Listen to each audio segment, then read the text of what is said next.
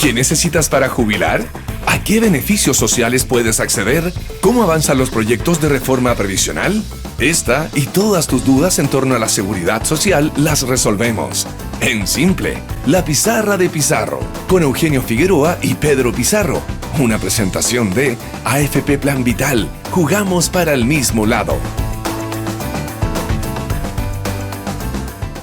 Hola, ¿qué tal? ¿Cómo están? Bienvenidos una vez más a otro capítulo de En Simple, la pizarra de Pizarro, como siempre, aquí en Radio Agricultura 92.1 para todo el país, con estreno día lunes a las 21 horas en nuestro canal de YouTube Agricultura TV para conversar de pensiones, de seguridad social, de trabajo, de educación previsional. Vamos a incorporar educación también financiera para conversar de todas estas cosas que a la gente le importa muchísimo. Son temáticas realmente muy relevantes, como siempre con el dueño de la pizarra, don Pedro Pizarro, y un invitado de lujo para el día de hoy. ¿Cómo está, Eugenio? Buenos días. Buenos días a todos los que nos están acompañando hasta ahora. Muchas gracias por todos los mensajes que nos han enviado, por la alta sintonía que estamos teniendo en todos nuestros capítulos. Estamos ya por terminar nuestro primer año de programa, Eugenio. Y efectivamente estamos comenzando un año en que ojalá el pueblo azul sufra menos. No sé si clasificar alguna copa o algo, pero al menos sufrir un poquitito menos. Un año que va a ser súper importante, ahora entrando a materias más serias a nivel de avance en el tema constitucional, avances eventuales en lo que son las reformas estructurales que está planteando el Ejecutivo. Y para eso tenemos un invitado súper interesante para conversar tanto de lo que es la reforma previsional y las demás aspectos estructurales de lo que está ocurriendo en el Congreso. Palabra autorizada, sabe mucho de fútbol nuestro invitado. Andrés Doctor, ¿cómo estás? ¿Cómo te ha ido? Muy bien, gracias por la invitación, Pedro, Eugenio. Habíamos quedado ya en venir hace algún tiempo, así que bueno, siempre es muy grato conversar con usted en días muy acontecidos. Sí, otro hincha de la U que seguramente estaba muy atento al tema del estadio que salió en la semana. ¿Está confiado que esta vez el estadio sí o no? Ya son como 3 intentos. Hemos ya escuchado eso tantas veces. Que digo la verdad, la confianza que se perdió. Yo espero el milagro. Ya. En eso estoy. O sea, si llega es como por fin, pero no me quiero hacer expectativas porque de muy chico me vengo haciendo expectativas desde el famoso burro Luis Miguel. Ah, de la época de Orozco, ahí del doctor Orozco. En el noviciado. Desde esa época ahí han quedado imágenes un poco traumatizadoras, así que si uno se hace ilusiones, ese trauma te sigue acompañando. Oye, a propósito de hacerse ilusiones, el gobierno plantea y se hace ilusiones con poder sacar esta reforma previsional y tantas otras reformas que pretende empujar el gobierno del presidente Boric. En el aspecto previsional, sin duda, es un elemento y un aspecto extremadamente sensible y hay mucha gente que viene esperando cambios importantes. Quizá la PGU contribuyó mucho a aliviar la presión respecto de la temática, pero la reforma está ahí. Yo quiero partir por algo que quizá, no sé si Pedro también querrá andar respecto de esto, pero que es en el aspecto político. Después de todo lo que ha pasado respecto al tema de los indultos del presidente, de todos los conflictos que terminó por arrastrar este tema, ¿es posible consensuar una reforma de pensiones con este problema dando vuelta y con esta sensación ambiental de que los puentes con el gobierno están quebrados? A ver, claramente que cuando el gobierno erra el camino como lo hizo a través de los indultos, con el clima de inseguridad que vive el país, obviamente que las confianzas políticas se van mermando, independiente de que sean temas distintos. Obviamente que uno tiene que aprender a separar las cosas, sobre todo cuando hay temas tan relevantes para el país como las pensiones.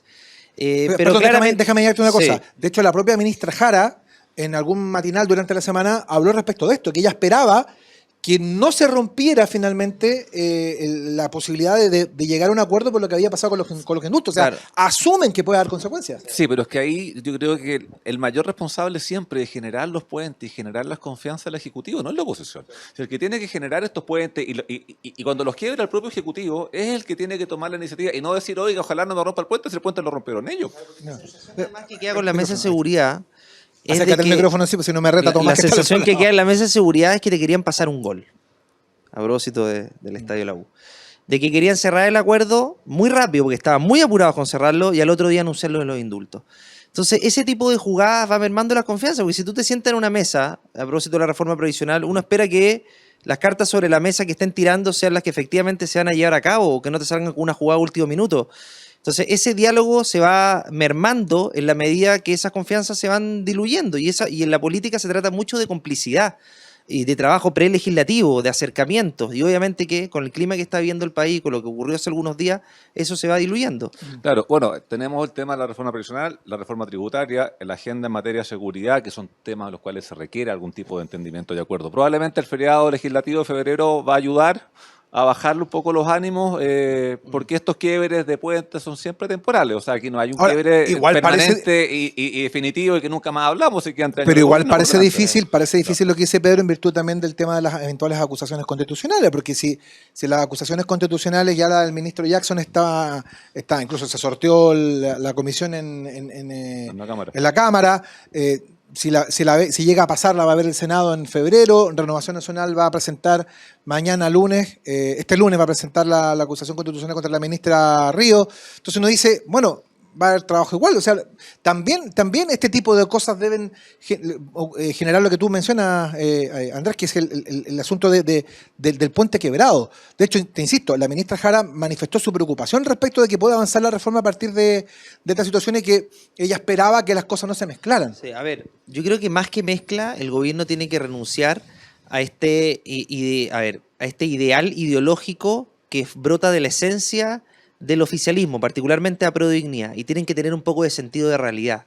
Si las encuestas, si los sondeos de opinión, si lo que dice la gente en la calle no los convence, difícilmente van a poder avanzar la reforma en el Congreso, porque yo insisto que lo que pasó con los indultos es la esencia del presidente de la República y es la esencia de cierto sector de la coalición, y eso tiene que ver con una mirada muy obtusa y muy ideológica respecto de cómo quieren avanzar en un Congreso sin mayorías y en un país sin mayorías, a propósito del 4 de septiembre. Entonces yo creo que eso es más importante todavía que eventuales diferencias que podamos haber tan profundas como el tema de los indultos. Y esa es la mirada que está muy asentada a propósito de los indultos, que el presidente está obcecado con darle en el gusto a los sectores más radicales de la izquierda. Sí. Hay voluntad de diálogo real en el gobierno, ¿no? O sea, uno esperaría después del 4 de septiembre, uno esperaría después de ver que tienen minoría en ambas cámaras, que hubiese algún ánimo de ir modificando sus proyectos y modificando sus ideas para lograr los consensos, pero se escucha poco. O internamente hay más diálogo, o uno nota una mayor disponibilidad del gobierno a acercar posiciones. Yo la verdad es que veo poco diálogo. Yo te voy a ser súper sincero. No son muchos los ministros que te llaman. O no te llaman directamente. Esa es la verdad. Y es una mala señal. Y bueno, yo soy jefe de bancada, de la bancada más grande de la Cámara de Diputados, entonces uno esperaría que al menos hubiera cierta conexión y la verdad es que hay poca. Hay poca. Yo me acuerdo que al ministro Jackson se le criticaba mucho eso y la verdad es que ha sido una continuidad en general de los ministros que han estado en este gobierno. De imponer la reforma en un Congreso que no tiene mayoría y, como te decía, no tiene mayoría tampoco en el país a propósito de lo que pasó el 4 de septiembre. Entonces, donde se pusieron a gobernar recién después del 4 o intentar gobernar, donde hay una agenda de seguridad que está carente de proyectos en el Congreso. Recién ingresaron algunos en la Cámara de Diputados que se les subió la pena al secuestro, al sicariato y también se establecen nuevas formas de extorsión. Cosas que en el periodo pasado era populismo penal, hoy día no es populismo penal. Entonces, bueno, ahí van cambiando algunas posturas, pero esas posturas van cambiando no con la convicción que se requiere para construir acuerdos, y eso obviamente es lo que es necesario en el Congreso, y yo espero que el gobierno lo haga, porque para nosotros la reforma de pensiones, ya que estamos hablando de eso, es esencial, no solamente para la vejez, para establecer un sistema permanente en el tiempo que dé garantía de tener buenas pensiones, sino también para cortar esto de los retiros, que en definitiva se está transformando en una constante en un Congreso donde el populismo, donde la polarización se instala cada vez que surgen estos temas. Sí, perdona, Pedro, que lo menciona el diputado Longton acá, y hay una cosa que es bien interesante, quiero engancharme un poco eso para irme metiendo en el tema precisamente de la reforma. El diputado acaba de comentar algo que es muy relevante, que es el sesgo ideológico que todavía subyace fundamentalmente en el núcleo del presidente, que estamos hablando básicamente de la Prodignidad, que es el Frente Amplio y el Partido Comunista. ¿Qué ha pasado y ha traspasado esto diferentes materias? Y en el caso del tema de las pensiones, si uno analiza la reforma de pensiones y analiza lo que ha sido esta materia en los últimos años, uno concluye que el principal tema que ha estado sobre la mesa es un sesgo desde el punto de vista ideológico respecto de entender de que entidades privadas como las administradoras no pueden lucrar con derechos con los derechos y con el dinero de los trabajadores. Que ese ha sido el fundamento ideológico, dogmático de la postura del Frente Amplio respecto de las pensiones. Y por eso es que se habló y se pusieron proyectos de ley que buscaron nacionalizar los fondos, que se negaron en algún momento a aprobar una reforma constitucional que quisieran expropiar los fondos de los trabajadores. En fin, dejaron en el aire todo esto. Uno ve la reforma y se da cuenta que le sacan aspectos de corte administrativo a las AFP para pasárselas a un órgano estatal, que las cotizaciones tienen que pasar por el Estado, o sea, todo lo que implique la administración de dineros y que eventualmente puedan constituir hoy día lucro, entre comillas, para los privados, pasa al Estado. ¿Tú sientes que de alguna forma, en ese sentido, Apruebo Dignidad gana en el gallito respecto de la reforma de pensiones presentada o no? Yo creo que no. ¿No? Yo creo que no, porque si uno lo explica bien, la gente que lo comprende fácilmente. Si tú ves la encuesta, los sondeos de opinión, la gente le preguntan: ¿usted quiere tener la capacidad de elegir? Si tuviera una AFP estatal y prefiere tener una AFP estatal y privada, o el nombre que ustedes quieran, o que te lo administre el Estado, y la gente dice: bueno, yo quiero elegir. ¿Por qué el Estado va a elegir por ti cómo tú pasas tu vejez? Ese es el racionamiento básico y más simple que tiene que ver con la libertad de decidir, la libertad individual de las personas. En un país donde ese está muy arraigado culturalmente y es parte de la sociedad en que vivimos, en que el Estado, si bien tiene que generar las condiciones para tener derechos garantizados, no puede apropiarse de la decisión de los ciudadanos, sobre todo cuando estamos hablando de la vejez. Entonces, yo creo que eso no está sentado, sobre todo porque cuando tú dices, bueno, no puede haber lucro, claro, pero el Estado, ¿cómo financia todo eso? Con plata nuestra.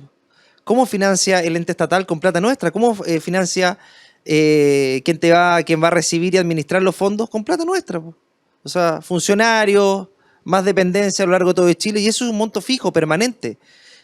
Por personas que además no van a tener quizás ni las capacidades, ni van a ver la estructura necesaria para poder dar satisfacción a todos los clientes, y todos sabemos cómo funcionan algunos organismos públicos. La gente no digamos que hay una satisfacción muy grande por cómo funciona el aparato público respecto a atención, a recepción, a trato, etcétera. Entonces, menos tú le vas a poder imponer a una persona que en definitiva no tenga mayores opciones que esa. Entonces, son cosas que uno diría, bueno, si es lógico que es así, pero el sesgo ideológico es tan potente, donde el Estado tiene que ser el amo y señor de tus decisiones, que en definitiva eso ha dificultado mucho el diálogo con el gobierno. Sí, súper interesante lo que está señalando Andrés recién, porque se quiere eliminar a las administradoras, pasar todas estas funciones al ente público. Se habla poco del costo, y aclarémoslo al tiro. El costo estimado por varios economistas es que esto más o menos son $300 millones a nivel de ley de presupuesto para tener todas estas funciones que hoy hacen las administradoras en este ente público. Cuando uno habla de $300 millones, habitualmente la gente como que se pierde un poco. Uno mismo le cuesta como... Bueno, $300 millones es lo que cuesta, por ejemplo, financiar una ley de la marraqueta, que es entregarle $1 millón a cada nacido vivo para ir mejorando las pensiones el día de mañana, porque empieza a rentar de inmediato. O sea, y si uno le pregunta a la gente, oye, ¿queremos gastar esta plata en un ente público más grande, más robusto, que haga lo que están haciendo la AFP hoy día, o queremos financiar la ley de la marraqueta? Yo creo que la encuesta esa, te apuesto lo que quieras, que dice, quiero financiar la ley de la marraqueta con esa plata. Entonces, te dicen, vamos a eliminar las administradoras por este camino, pero no te dicen los costos asociados que tiene y no te dicen los riesgos. Porque por otro lado, si tú llevas todo un monopolio y el monopolio no te funciona, bueno, los que vivimos en Santiago conocemos el Transantiago. Sabemos que se dijo, vamos a hacerlo todo centralizado, el costo no es tan alto. A nivel de ley de presupuesto, creo que uno de los ítems importantes es ver cuánto va para financiar el Transantiago, y esta ley espejo que se cumple o no se cumple en algunas regiones. Entonces, ese paso no tiene vuelta atrás, y si es más caro, lo terminamos pagando todo. Entonces, por ahí va a ser el riesgo de pasarlo todo a este ente público. Señalaba recién que estás de jefe de bancada, eso es hasta marzo, ¿no? ¿O se puede renovar eso? No se renueva. Nosotros tenemos por reglamento un año. No sé si ha pasado antes que siguen los jefes de bancada, pero ya hay un acuerdo y nosotros respetamos mucho de que esos años se cumplan. Para los que nos están escuchando, capaz que estén menos familiarizados con lo que es la vía y el mundo en el Congreso, ¿qué es ser jefe de bancada? ¿Es como el jefe de curso, así, el presidente de curso, los diputados? Claro, parecido, pero con algunas más responsabilidades. ¿Ya? El presidente de curso ¿Pero qué es lo que hace? No tenía mucho, jugaba la pelota nomás. ¿Qué es lo que hace el jefe de bancada? Mira, yo lo hablaba con Frank, que lo más probable es que asuma como jefe de bancada. Frank Sauerman, el diputado. es que desde el punto de vista administrativo es bien intenso y además lidiar con los diputados el día a día, con las distintas solicitudes, con los puntos políticos, con los temas que van surgiendo y uno tiene que hacerse cargo de poder administrarlo, los proyectos de ley, cómo se ordena la tabla de la sala, hablar con el presidente de la Cámara, ir a las reuniones de comité, las indicaciones, estar atento a las indicaciones, al orden de la tabla, en las comisiones cómo están saliendo los proyectos, la minuta de votación, no, eso mira, uno se le va el día así, y uno posterga algunas cosas que necesariamente lo tienes que hacer, principalmente porque tienes que abocarte a una pega que tiene mucha repercusión, además del punto de vista interno, en el orden de la bancada, en una bancada que es muy grande, que es muy diversa y que uno obviamente tiene que estar muy atento a los distintos requerimientos. Bueno, la bancada de Renovación Nacional es la más grande que tiene el país. Es la bancada más grande. Ahora hemos tenido algunas mermas, así que estamos ahí con la UDI. Ya, pero seguimos siendo la más grande. Así que eso, ya, y ahí contemos a las personas que no están viendo, hay un comedor especial por bancada. O sea, ¿cómo lo haces para coordinar y juntarlos a todos? Porque todos los diputados tienen también su actividad territorial en sus respectivos distritos, entonces, para juntarse todos, coordinarse, hay reuniones semanales. ¿Cómo funciona ese esquema? Sí. A ver, nosotros nos reunimos en un comedor que es el histórico de RN, que lo recuperamos porque estábamos en otro. Es que esto tiene un poco de historia, porque yo iba muy chico al Congreso con mi papá. Entonces, siempre almorzábamos en un comedor y yo lo tengo acá. Entonces, queríamos recuperarlo. Yo, en verdad, quería recuperarlo. Y lo recuperamos y bueno, ahí almorzamos los martes, los martes y los miércoles. Y los martes en general es el día donde se reúnen casi todos, donde podemos tener mayor atención, llevamos a invitados muchas veces, tocamos distintos puntos de la tabla, etcétera, etcétera. Ahí como que digamos que se generan los mayores acuerdos para poder proceder, por ejemplo, en acusaciones, en comisión investigadora, todo ese tipo de cosas. Se generan los acuerdos ahí, hay una campanita, como en las comisiones, y vamos generando los acuerdos políticos respectivos, porque después, obviamente, que con justa razón los diputados dicen, pero ¿cómo hicieron eso como partido? Yo no estaba enterado. Entonces ahí se empiezan a generar esas discrepancias que muchas veces se generan, y que obviamente ese también es el espacio para poder resolver. Así que bueno, ese es el espacio, como te diría, de mayor convocatoria y mayor concentración también de los diputados, porque los diputados andan también con temas de sus distritos y con muchas cosas, entonces ahí es donde nosotros los mantenemos un poquito a... Acabamos de hacer una especie como de turismo congresal, porque mientras escuchaba al diputado uno comienza a imaginarse cosas, uno empieza a decir, ¿cómo debe ser esto acá? Los reemplazos en las comisiones, hoy el diputado necesita reemplazo acá, allá, los pareos, bueno, todo ese tipo de cosas que además yo no estoy solo, yo estoy con una subjefa de bancada, que en este caso es Sofía Cid, que hemos hecho una muy buena pareja, nos complementamos muy bien y Sofía también ha sido de una tremenda ayuda porque la verdad es que para uno solo, con una bancada tan grande, es muy difícil. Bueno, vamos a ver qué va a hacer la bancada de Renovación Nacional de cara a el debate sobre la reforma de pensiones, la reforma previsional, que es uno de los temas que por supuesto más le preocupa a la gente. Ya algo anticipó el diputado Longton respecto de cómo fue presentada finalmente la reforma por el gobierno del presidente Boric. Lo vamos a conversar al regreso de la siguiente pausa, no sin antes contarte que si tienes un plan, cámbiate a AFP Plan Vital. Canales digitales 24/7 y productos de ahorro voluntario, APB y Cuenta 2 para que juntos sigamos haciendo crecer tus ahorros. Cámbiate hoy a AFP Plan Vital y como siempre te invitamos a suscribirte a nuestro canal de YouTube Agricultura TV, donde podrás encontrar programas exclusivos. Ya lo sabes, pincha la campanita, déjanos tus comentarios e interactúa junto a nosotros. Estamos junto al diputado Andrés Longton, jefe de la bancada de Renovación Nacional, junto a Pedro Pizarro, el dueño de la pizarra. La pausa es breve y ya estamos de vuelta en Agricultura. Hay algo en esta vuelta al fútbol que es irreemplazable.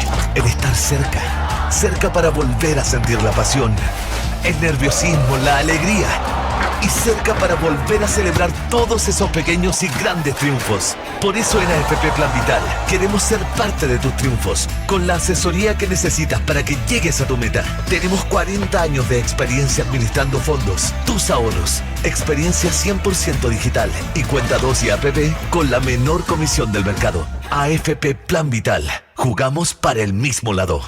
Estamos de vuelta, de regreso, como siempre, aquí en Simple, la pizarra de Pizarro en Agricultura, los días domingo por la mañana, por supuesto, en las ondas de Agricultura 92.1, a través de nuestro sitio web Agricultura TV. Ahí en YouTube estamos todos los días lunes con estreno a las 21 horas para conversar de pensiones, de la situación de seguridad laboral, de educación previsional. Vamos a agregar también la educación financiera, Pedro, en las próximas semanas. Así es que tenemos mucho para conversar hoy con el diputado Andrés Longton, metiéndonos ya de manera directa respecto del tema de la reforma de pensiones que está allá a la vuelta de la esquina. Sí, tenemos la reforma de pensiones y, Andrés, tú estás en la Comisión de Constitución. Así es. Y están discutiendo también temas ahí que tienen incidencia en el tema previsional. Estuvieron discutiendo la semana que pasó y entiendo que siguen la que viene el tema de los autopréstamos que han denominado, que algunos lo han denominado como un retiro encubierto. Y ahí autopréstamos, recordemos, el propio gobierno en su reforma previsional tiene un autopréstamo mucho más acotado en monto, en causales. Está el proyecto del Partido de la Gente, está el proyecto, los proyectos de la diputada Pamela Giles, que son un autopréstamo del 100%, que eso ya tiene otra finalidad de todos modos. ¿Qué va a pasar, crees tú, en la comisión con esos proyectos?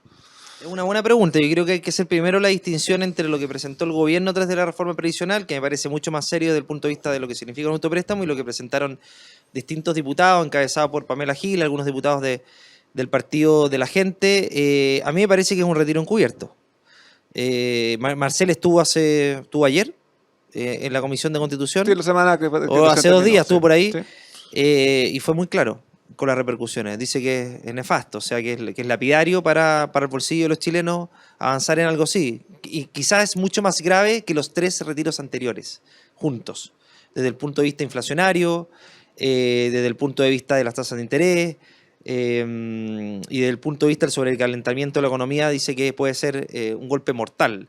Y eso a mí me preocupa mucho, con todos los costos que ello tiene de votar en contra de los retiros, donde sobre todo los últimos hubo mucha polémica, pero yo sigo pensando que estos retiros encubiertos le producen quizás un beneficio a muy corto plazo, pero un daño a mediano y largo plazo que muchas veces es irremediable o muy difícil de remediar. Estamos viendo una inflación de casi el 12%, donde los bolsillos de los chilenos ya no resisten más.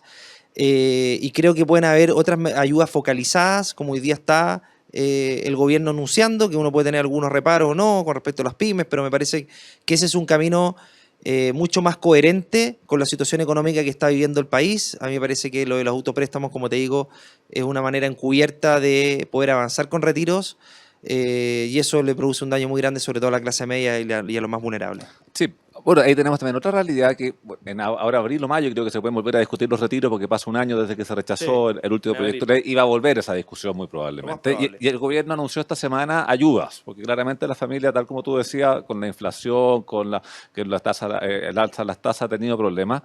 ¿Son suficientes las ayudas? Porque yo estaba revisando, hay algunas cosas que se mantienen desde el gobierno del presidente Sebastián Piñera, que es el tema del IFE laboral, que es el tema de algunos subsidios para la contratación, que eso al comienzo los criticaba mucho porque lo habíamos renovado, pero hoy día lo siguen renovando, o sea, ya han ido reconociendo que eran importantes. Y otras ayudas más, pero tengo la impresión que a la clase media no le llegan, sino que le llegan más a las personas que ya están dentro de los esquemas de beneficio. Y estamos hablando de una ayuda que espaciada en el tiempo son como 2.000 millones de dólares. Para hacer una dimensión, cuando teníamos el IFE universal eran como 3.000 millones de dólares al mes que se entregan. ¿Es suficiente lo anunciado o va a tener que subir un poco la puntería probablemente? Mira, estamos en eso. Ayer hicieron estos anuncios, los diputados de Hacienda fueron críticos en general porque también estiman que es insuficiente en relación a, sobre todo lo que dices tú, a que la clase media queda un poquito invisibilizada una vez más, el jamón del sándwich, la clase media que no está dentro de estos sistemas que tú dices ya establecidos y que no les va a llegar poco y nada. Y en ese sentido creo que sobre todo el tema de las pymes es muy relevante también de poder ayudar, sobre todo no solamente con el estallido social, sino que también con lo que ocurrió a raíz de la pandemia. Requieren también una ayuda focalizada importante y bueno, eso está recién noticia en desarrollo, así que si bien me parece que es el camino, pero yo comparto lo que tú dices, que la clase media una vez más, por esta focalización, termina siendo excluida y la clase media es la que en definitiva está pagando el crédito hipotecario, están endeudadas con las tarjetas de crédito y eso obviamente que genera un limbo, un círculo vicioso que es muy difícil salir. Ahora, en ese círculo vicioso, y aquí uno se pone en la postura del abogado del diablo, el instalar el autopréstamo es precisamente una salida que le puede interesar mucho a la gente. Independientemente de sus características y los detalles. El otro día estuvo el diputado Pino acá, que fue uno de los impulsores del autopréstamo, que nos explicaba un poco cómo está presentado. Y claro, si las ayudas no son suficientes, si no están llegando a la clase media, es evidente que en una situación de agobio y entendiendo que este año 2022 va a ser un año económicamente difícil. 2023. Perdón, 2023. Sí, sí. Que este año 2023 va a ser un año muy Sí, difícil. no van a que creer va que a esto tener- está grabado del año pasado. No, Eugenio, no, pero- no, no, no, no. Este 2023, el año de los Panamericanos, va a ser un año económicamente de una contracción muy compleja. La gente va a mirar la idea del autopréstamo con mucho interés. Entonces, yo imagino que debe ser muy difícil intentar explicar, más allá de que Marcel ha sido muy consecuente, quizá del gobierno es el único consecuente, porque cuando era presidente del Banco Central, él advirtió todos y cada una de las consecuencias que iba a traer el tema de los retiros. El Parlamento insistió, el Parlamento lo sacó, el gobierno del presidente Piñera lo aprobó porque tenía que hacerlo, y ahí están los retiros. Hoy día, los mismos impulsores de los retiros de hace 2 años, resulta que hoy día dicen que no. El único consecuente ha sido Marcel. Pero no sé. Perdona, vemos varios que seguimos No, diciendo que no está son bien, buenos los pero retiros. me refiero, cuando hablo de consecuencias, estoy hablando en Dijo que el 2/3 gobierno. de la inflación. Acércate al micrófono, Andrés, si no te van a, Dijo que me van a 2/3 de rotar. la inflación al menos venían Sí, claro. por efectos internos. Claro. Sí. Entonces, ¿cómo es posible? ¿Cómo se le habla a la gente desde ese punto de vista? Se le dice que mira, la ayuda es insuficiente, pero lamentablemente, si te doy el autopréstamo, va a ser más complejo. Sí, es que ahí, espera un poco, para complementar ahí tu pregunta, y tal como lo decía Andrea al comienzo, hay un proyecto de autopréstamo que está en el proyecto del Ejecutivo, que es mucho más acotado respecto de monto y es para determinadas causales con una obligación. Entonces probablemente uno no se pueda cerrar a discutir algo pero de ese tipo, porque en el fondo tú no, creo que tú no puedes plantear, me cierro a cualquier alternativa, pero esa podría eventualmente hacerte menos daño que estos autopréstamos tan amplios que te están Además, perdón, y prestando. añado una cosa más para pasárselo al diputado Longton, que estamos que Pedro dice una cosa y se me ocurre la otra. Es que además también se ha dicho otra cosa, que el autopréstamo es de alguna manera un freno al sexto retiro. Que lo van a presentar igual y que si se aprueba el autopréstamo, entonces a lo mejor el sexto retiro no sale. A ver, como decía Pedro, yo creo que primero hay que explicarlo súper bien a la gente, de que el remedio no puede ser peor que la enfermedad. Y yo creo que eso está pasando con los proyectos de constitución hoy día del autopréstamo. Yo creo que no así con el que está parte de la reforma previsional que presenta el gobierno, que es más acotado, que te asegura la devolución. Si el problema con el autopréstamo que es un retiro encubierto porque lo más probable es que esos recursos no vuelvan.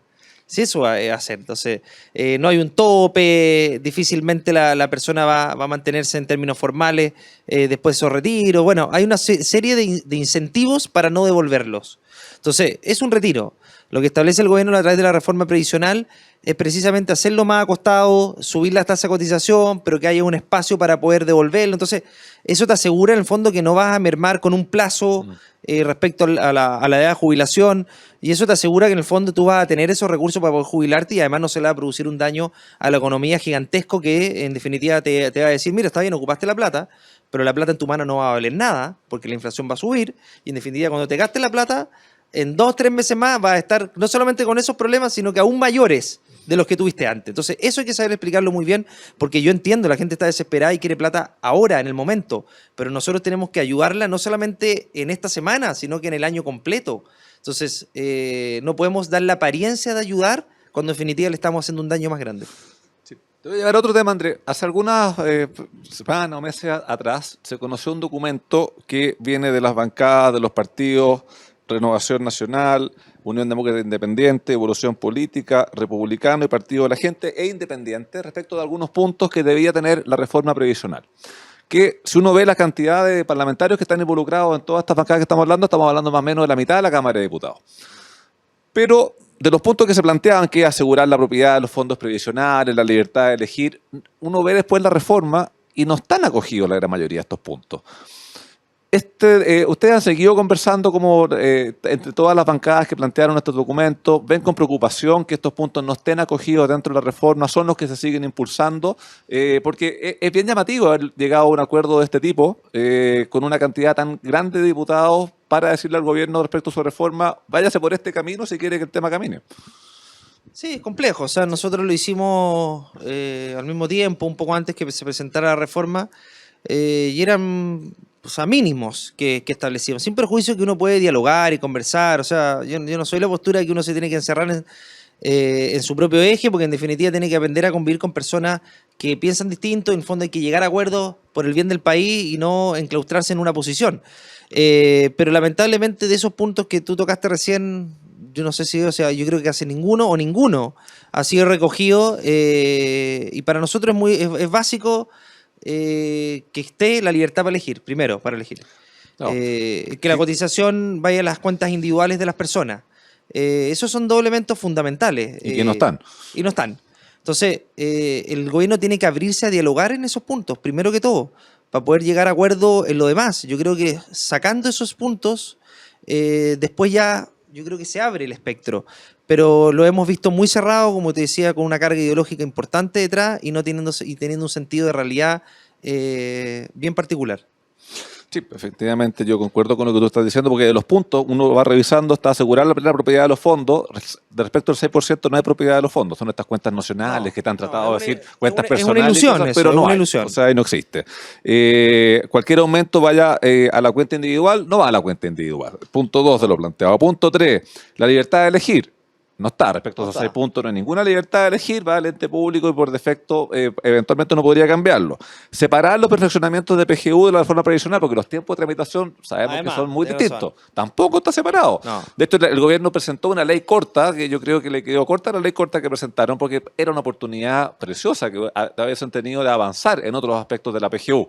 Pero solamente fueron a un tema del instrumento de focalización, reconociendo que les quedó como punto el instrumento que hicieron para medir la focalización, entonces lo están cambiando, ampliándolo a 70.000 personas más. Nosotros tratamos de incluir a las mujeres también, que fuera a los 60 años, porque me parece una... Claro, que es un tema que requiere iniciativa exclusiva, pero ahí iniciativa exclusiva, pero la mujer se jubila a los 60 y tiene que esperar hasta los 65 para recibir los beneficios. O sea, es tremendamente injusto. Pero todo eso lo podríamos haber discutido en esta ley corta. Entonces, la verdad que no es corta, es como cortísima la ley que enviaron, que ya se despachó de la Cámara, Sí, entonces se despachó ayer. va al Senado ahora. Pero vamos a tener que seguir esperando probablemente para discutir estos otros perfeccionamientos en PGU que son súper importantes y súper necesarios. ¿Hay algo de mezquindad política ahí, pensando que la PGU es creada al fines del gobierno del presidente Sebastián Piñera como para avanzar en ese instrumento o no, o ese tipo de cosas no ocurren? A ver, yo creo que, como te decía, hay poco sentido de realidad, porque en el fondo la PGU ha sido una ayuda directa muy importante que permitió tener una pensión asegurada por la gente, algo histórico, y hay que reconocer también lo que hizo la expresidenta Bachelet en su primer gobierno, y bueno, lo que hizo el presidente Piñera también fue muy significativo por el cambio, el giro que hubo respecto al alza de las pensiones. Y yo creo que ahí obviamente que está el debe el gobierno, porque yo creo que habría que separar la discusión, porque la PGU puede ser una ayuda inmediata. Ahora ellos constantemente te hablan de la reforma tributaria, pero nada te asegura que la reforma tributaria va a tener una recaudación tal. Tenemos la experiencia de la expresidenta Bachelet con su reforma tributaria. Entonces, tratan de amarrar una cosa con la otra, principalmente por los efectos políticos del financiamiento. Yo creo que la PGU, que es algo muy valorado por la gente, yo creo que debería tener un tratamiento particular, entendiendo que la reforma de pensiones ha sido una discusión eterna, que no queremos que se siga eternizando, pero la PGU te aseguro que la PGU, si la pones sobre tabla, lo más probable es que veas un alza muy rápida en las pensiones y eso obviamente tenga un efecto directo en la gente lo antes posible. Y podría convertirse en uno de los primeros éxitos legislativos del gobierno, que mal no le haría tener algún éxito legislativo importante. Ahora, y también para el tema de financiarlo, por un lado, bueno, tú recordabas bien la reforma previsional de la presidenta Bachelet, que recaudó harto menos de lo que habían pensado. Por otro lado, hay varias voces, entre ellas la del exministro de Hacienda Larraín, que dice que no es necesario un acuerdo o un incremento de tributos para mejorar la PGU, porque los recursos están, es un tema de reasignación interna. Así es. Y también la reforma previsional, o sea, la reforma tributaria del gobierno busca recaudar como 3.5 puntos del PIB. Mejorar la PGU te cuesta 0,5 puntos del PIB. Imagínate. Entonces tú tampoco requieres la reforma tributaria completa. Es cosa de ponerse de acuerdo en un punto o dos de todos los puntos que se están planteando y se podría avanzar. Falta voluntad. Comparto, pero falta voluntad porque, como decía, el sesgo ideológico detrás de querer amarrar todo esto sin tener la practicidad de pensar en lo que está pasando fuera. La gente requiere ayudas lo antes posible porque lo que estamos viviendo, y la PG es un instrumento que tiene un amplio acuerdo. Por lo tanto, ¿por qué no avanzar con eso? La recaudación, como tú dices, se podrían ocupar otros instrumentos para efectos de poder generar esos recursos, y yo creo que podría ser, como te decías tú, un gran acuerdo, entendiendo que la reforma previsional, por lo menos el gobierno hasta hoy día ha estado muy duro en su posición. Sí, esa es una buena pregunta porque Pedro expone el documento que habían firmado las bancadas de la oposición, básicamente, claro, incluyendo al Partido de la Gente, los puntos que están, y obviamente uno revisa la reforma que fue presentada y no hay nada. Hagámoslo al revés, diputado Longton. ¿Qué hay en la reforma que presenta el gobierno que ustedes sientan que ya, esto podría ser, podríamos avanzar por ahí? A ver, yo creo que existe un ente estatal que compita con aseguradores privadas. Yo creo que eso es razonable, que la gente tenga la posibilidad de elegir. El tema de los que- seguros de lagunas previsionales es un tema que debiese avanzarse también. También debiera avanzar en eso. Sí, son cosas razonables, pero no limitar la posibilidad de la gente de poder elegir. El tema de la capitalización individual, yo creo que en un momento está bien. Nosotros queremos que vaya al 100% de las cuentas individuales, pero yo creo que en algún momento nosotros vamos a tener que tener flexibilidad para poder abrirnos en algún sentido, para dar mayor solidaridad, entendiendo, por lo menos si tú me preguntas a mí, que con la PGU creo que se puede hacer una solidaridad muy grande, pero el gobierno se ha mantenido muy rígido en esos ejes. El tema de las mujeres también me parece importante, principalmente porque las mujeres cotizan menos, que tengan una ayuda adicional.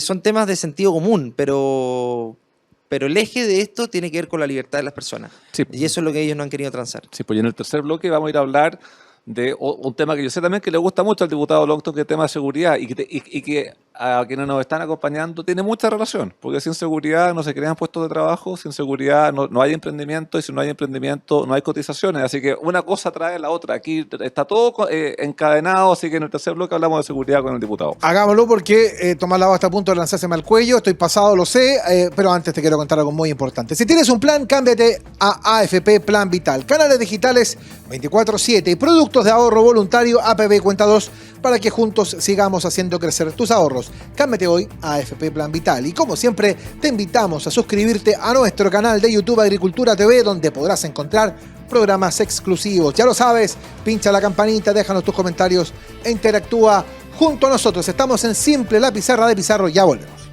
Hay algo en esta vuelta al fútbol que es irreemplazable. El estar cerca. Cerca para volver a sentir la pasión, el nerviosismo, la alegría.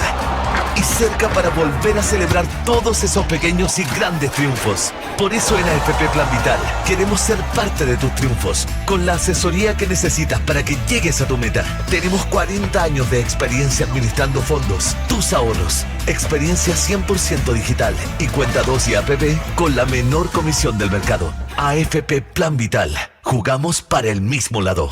Bien, estamos de vuelta. Sí, seguimos conversando acá con el diputado Longton, con Pedro Pizarro, acá en Simple, la pizarra de Pizarro en Agricultura 92.1, como todos los días domingo por la mañana, con estreno en nuestro canal de YouTube Agricultura TV los días lunes a las 21 horas. Ya lo decía Pedro Pizarro, en realidad la gente quiere trabajar, quiere desarrollarse, quiere tener un proyecto de vida, pero sin seguridad eso se hace muy, muy difícil, digamos. Eso es muy difícil, y un tema que el diputado Longton maneja muy bien también es el tema de seguridad. Esta mesa de seguridad que quedó aquí truncada, congelada por el tema de los indultos, ¿a qué apuntaba? ¿Hacia dónde iba dirigido? ¿Cuáles son los avances que debiese tener esta mesa de seguridad el día que se retome?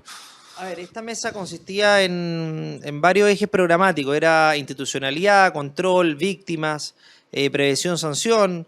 Y eso, para resumirlo, para hacer la bajada, bueno, mayor control en el norte, mayores instrumentos para poder entregarle a las policías desde el punto de vista operativo, leyes en específico que tienen que ver, por ejemplo, con la protección de las policías, defensoría de las víctimas, algo que nosotros venimos pidiendo hace mucho ¿Qué es tiempo. eso? Yo lo he escuchado varias veces, pero si no puedes explicar esta defensoría de las Sí, víctimas, ¿qué es lo la que Defensoría de sería? las Víctimas, que era parte de esta mesa de conversación, que nosotros lo propusimos y venimos desde el gobierno Piñera, incluso que presentó el proyecto.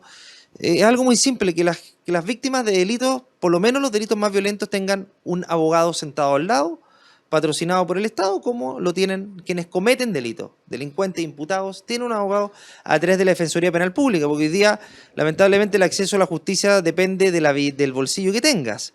Y eso claramente que ha sido muy dificultoso, sobre todo para la familia clase media más vulnerable, entendiendo que la Fiscalía está sobrepasada y que la Fiscalía no es el abogado de las partes. Pero La eso gente tiene- dice, no, pero para eso está la Fiscalía.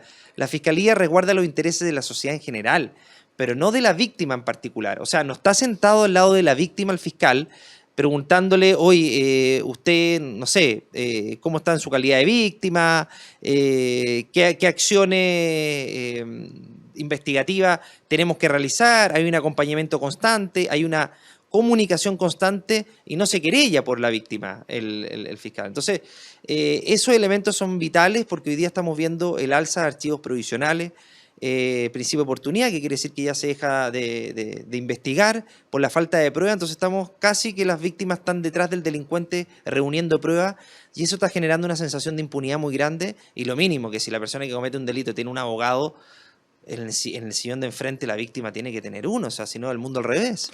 Sí, y esta sensación de inseguridad, o sea, yo creo que más que una sensación, o sea, yo creo que es una realidad, o sea, efectivamente tú tienes sectores, uno ve el centro de Santiago, que alguna vez fue un lugar bullante, lleno de comercio, y las oficinas se están yendo, los locales uno los ve cerrados, ve que hay un aumento de la delincuencia, y señales como los indultos también es mala, porque uno diría, el gobierno tiene que estar preocupado que la gente que comete este tipo de delitos esté presa, y no que esté liberándola. ¿Se puede avanzar en un corto, mediano plazo en disminuir esta sensación, disminuir los delitos de manera que la gente tenga más confianza de estar en las calles, tenga más confianza de volver a emprender? A ver, yo creo que la señal del gobierno fue nefasta desde ese punto de vista, con el año con más homicidios desde el que tenemos recuerdo, con un alza de los delitos de mayor connotación social, con importación de nuevos tipos de delitos, con una emigración irregular descontrolada.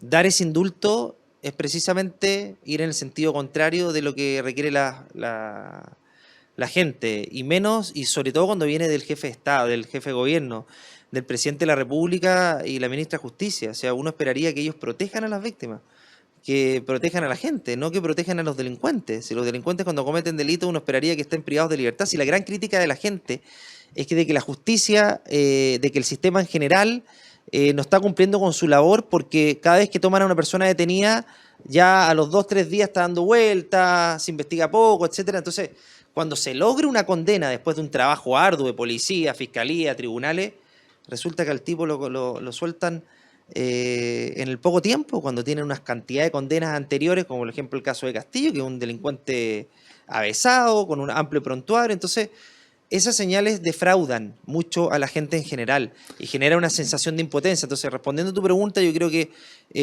el Ministerio Público necesita, por eso es tan importante la elección del fiscal, una reforma profunda.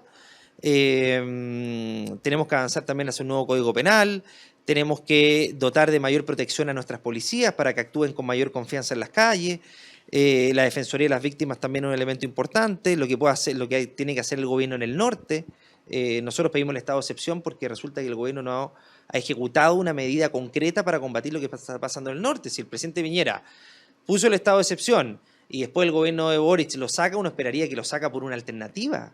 Pero resulta que terminamos un año casi histórico, quizás superó el 2021 en cantidad de inmigrantes irregulares que ingresaron al país. Entonces, todo ese tipo de elementos generan una sensación de desesperanza muy grande, Pedro, sobre todo con el nivel de violencia que estamos viendo hoy día en las calles. Sí, y por este hecho los indultos se ha anunciado acusación constitucional contra la ministra y contra el presidente, he escuchado también.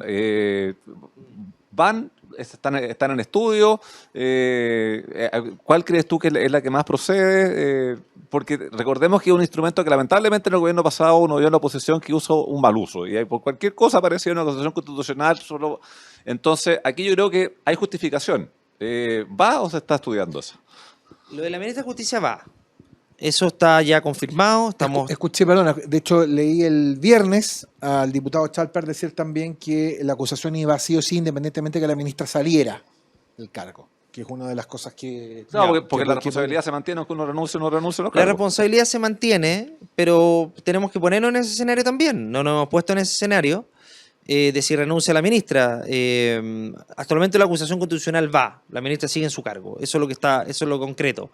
Lo del presidente Boric obviamente que está sujeto a análisis detallado, fino, entendiendo que es el presidente de la República. Nosotros no queremos pecar de esa irresponsabilidad que tuvo el actual oficialismo, donde acusó 2 veces al presidente de la República, tratando de descabezar a un presidente electo democráticamente, y eso nos parece tremendamente grave, sobre todo para la estabilidad del país. Por lo tanto, eso requiere una mirada distinta, sobre todo por las repercusiones que genera. Pero en este momento la ministra tiene una responsabilidad muy grande. Ella firmó el decreto, ella tiene la obligación legal de asesorar al presidente en materia de indultos, y el decreto en particular de Jorge Mateluna, que fue condenado por delitos terroristas, indultado, ahora condenado por el robo a un banco con armamento de guerra, 16 años depresivo que no tiene nada que ver con el estallido social, sino que fue un gustito del presidente, principalmente por simpatía política, donde además cataloga que es inocente, o sea, Sí, generando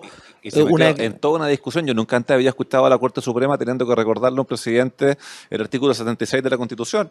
O sea, y el presidente estudió Derecho, no se tituló, pero estudió Derecho. Uno entendería que eso lo conoce, pero...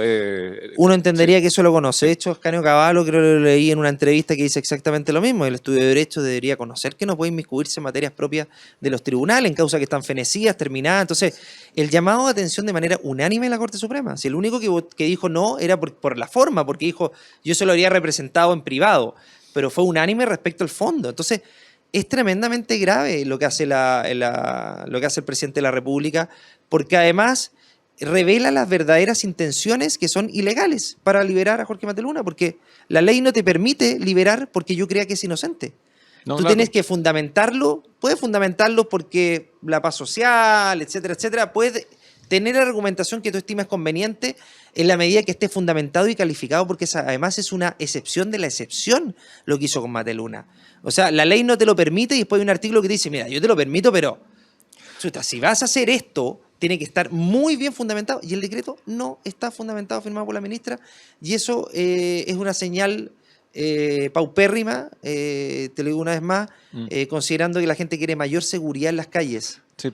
Y también se he escuchado a varias personas diciendo, bueno, si todos los presidentes han indultado, pero yo recuerdo, la gran mayoría de los indultos han sido o por temas humanitarios, personas que están en determinada edad, Bueno, sí, o por, sí, o por yo creo enfermedades en ese sentido no. esta semana creo que todos han sido muy claros, no está en cuestión la facultad del presidente. El presidente puede indultar sin gusto. Incluso hubiese sido más honesto si hubiese dicho lo indulté porque me pareció.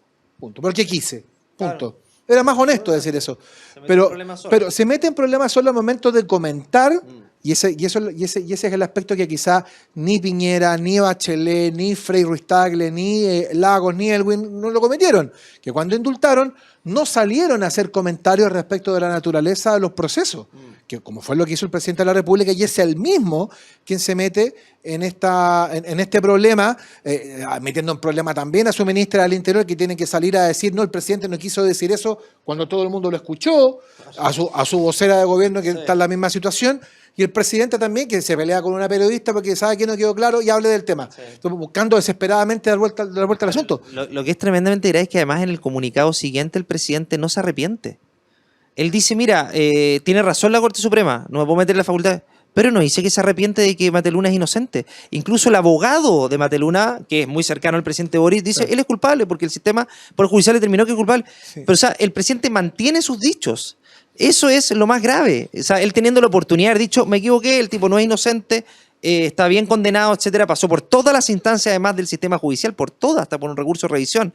Pero respondiendo a lo que decías tú, Eugenia y Pedro, respecto a los indultos anteriores, eso se ha utilizado de manera engañosa por parte del oficialismo. Primero, los indultos anteriores, la mayoría, gran parte de ellos, sobre todo los indultos particulares, fueron por razones humanitarias, de salud, enfermedades terminales, y además los indultos generales pasaron por el Congreso. O sea, hubo un acuerdo político de por medio y tenía que ver por infinidad de razones, por las condiciones que estaban en las cárceles, por personas, por mujeres que tenían hijos pequeños que además hayan cumplido el dos tercios de la pena, por razones de salud. Entonces, eran causales muy, muy excepcionales, personas que están cumpliendo pena en libertad. Entonces, meten todo el mismo saco, no dan las razones y se les olvida decir que eso pasó por el Congreso Nacional, un acuerdo político amplio. Esto no, fue por simpatía política, por un gustito del presidente de la República, liberar a personas que además tenían un amplio prontuario, metiéndose además con facultades propias del Poder Judicial, lo que además tiene prohibido por la Constitución. Sí, perdona, yo escucho al diputado y vuelvo un poco al principio del programa, porque si bien la temática previsional, la temática de las pensiones, la temática respecto a la seguridad en el empleo, qué va a pasar con la situación de empleo este año, son cosas que a la gente le preocupa mucho y es indispensable que para que las cosas avancen se produzcan estos acuerdos entre el Poder Ejecutivo y el Poder Legislativo. Pero es tan fuerte la crisis que se autogenera el presidente de la República con los indultos, que yo escucho al diputado y la verdad es que a mí me da la impresión de que es, por lo menos, creo que durante el mes de enero, va a ser muy difícil avanzar con el gobierno en materias que a la gente le importa mucho, precisamente por esto, porque lo que termina por romperse es la confianza que tiene que haber. Además, hay otra consideración política, que esta es una consideración de la que me hago responsable. Hay sectores en la oposición que no tienen problemas en dialogar con el gobierno. Sectores moderados que no tienen problemas en hablar con el gobierno. Voy a dar un nombre, Javier Macaya, por ejemplo, el presidente de la UDI. Y resulta que con esto lo que hace el presidente no es solamente contentar a su izquierda, sino que además fortalece a la gente que está corriendo por la derecha de Chile Vamos. Entonces también hay un tema de por medio que al presidente tampoco le va a convenir. Oye, pero si dice que no son delincuentes, pero eso es tremendamente grave. O sea, decir que no son... ¿Quién es delincuente entonces? ¿Vieron el prontuario de Luis Castillo? Las condenas que tiene... 6 causas judiciales, 5 condenas anteriores, un delincuente habitual, o sea, un delincuente con amplio prontuario. Entonces, cuando el presidente dice... Hay otra cosa, Gendarmería había advertido además, que no era conveniente aplicarle... Los informes psicosocial decía que era un delincuente, por lo menos uno de ellos, que era un delincuente que tenía un riesgo de reincidencia. Entonces, además... desproteges a la ciudadanía, desproteges a las víctimas. Entonces, el presidente cuando dice eso, yo digo, pero... ¿tendrá el sentido de realidad tan distorsionado para creer que una persona así no es delincuente? Entonces después las palabras que dice, que voy a ser un perro contra la delincuencia, que no puede dormir pensando en la delincuencia, ¿tú crees que alguien le cree? ¿Que es coherente? O sea, ¿en quién está pensando entonces si no piensa en tener presos a estos delincuentes, si dice públicamente que está peleando un perro contra la delincuencia? Eso es absolutamente incoherente, no tiene credibilidad, y obviamente que profundiza la crisis de confianza con este gobierno. Sí, es el tema seguridad el principal problema que tenemos hoy, o pregunto de otra manera. ¿Podemos avanzar en los demás temas, entre ellos el tema previsional, si no solucionamos la crisis en materia de seguridad? Yo creo que se pueden avanzar con los dos temas, pero tiene que haber una convicción detrás. Y yo lo que siento en el gobierno es falta de convicción para abordar el tema de la delincuencia. Y por eso... yo creo que hay que abandonar un poco los sectores radicalizados. El presidente tiene que dejar de hablarle a los sectores radicalizados, tiene que hablarle, no hablarlo a nosotros, hablarle a la mayoría del país. Mira, hay un sector del socialismo democrático que está en esta misma parada de avanzar hacia un combate a la delincuencia con la profundidad que se necesita, pero el presidente tiene que dejar de hablarle al Frente Amplio, al Partido Comunista con estos gestos. Pero si mira lo que pasa con Luis Castillo, un concejal se para al lado hablando de las bondades de Luis Castillo, que era necesario. El Partido Comunista dice que eran luchadores sociales. O sea, eso obviamente que es no entender el Chile que estamos viviendo, la realidad que estamos viviendo, y no entender lo que pasó el 4 de septiembre también. Y esa es una autocrítica que el gobierno tiene que hacerse, sobre todo los sectores más radicalizados, y empezar a escuchar un poquito más hacia el centro de su coalición. Bueno, sí. Nos hemos dado el gustito esta mañana de conversar con el diputado Lonton respecto a este tema de seguridad que, claro, de alguna u otra manera cruza la relación con el gobierno y evidentemente el avance de cosas y materias que por supuesto nos interesan, como es básicamente el tema de la reforma de pensiones, que insisto, la propia ministra Jara dijo que esperaba que no se mezclara el asunto. Vamos a ver qué termina por pasar. Tenemos que irnos ya, Pedro, estamos en hora. Sí, tenemos que irnos, así que Andrés, diputado por la quinta región, está en tu último periodo de diputado, ¿no? No, en el segundo. Segundo, pero hay elecciones senatoriales junto con la decisión de ir a diputado. ¿Tomada la decisión o todavía no? Hay senatoriales, estamos en eso, Está bien, pues. Gracias por acompañarnos, Andrés, nos estamos viendo próximamente. Y a todos ustedes, gracias por habernos acompañado hoy. Don Andrés, usted también se quiere despedir de los videos. No, gracias a usted, Eugenio, Pedro, muy grata la conversación. Espero que